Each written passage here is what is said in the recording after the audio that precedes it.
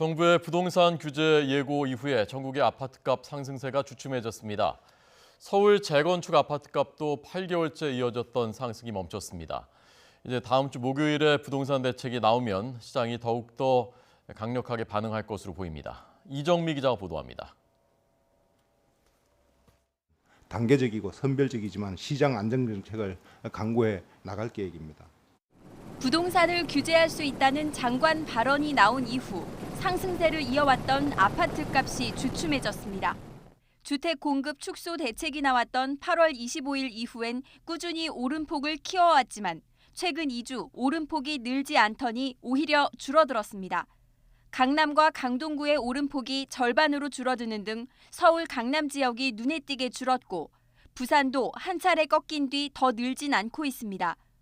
특히 과열 분위기가 뚜렷했던 강남 재건축 단지 상승세가 한풀 꺾이면서 서울 전체 재건축 아파트값도 33주 만에 상승세를 멈췄습니다. 어떤 규제가 나올지 모른다는 불안감에 가격 상승에 제동이 걸리면서 시장 전체가 관망세로 돌아선 분위기입니다. 정부 대책이 발표되면 즉각적인 반응이 예상됩니다. 만약 예상을 뛰어넘어 투기 과열지구 지정 같은 강도 높은 대책이 나온다면 달아올랐던 시장이 급격히 식으며 경제 위기까지 올 수 있다는 우려도 나옵니다.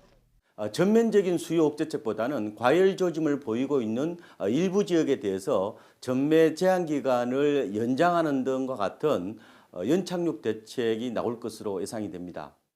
전문가들은 어떤 형태든 일단 규제가 발표되면 단기적으로는 부동산 가격 하락으로 이어질 것으로 내다보고 있습니다.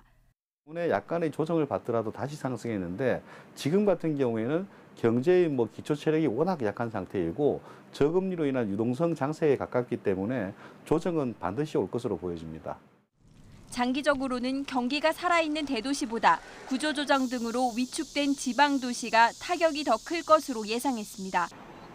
8.25 대책 이후 2달여 만에 발표될 부동산 대책이 어떤 형태와 강도로 시장에 영향을 줄지 실수요자와 투자자 모두 숨죽인 채 지켜보고 있습니다.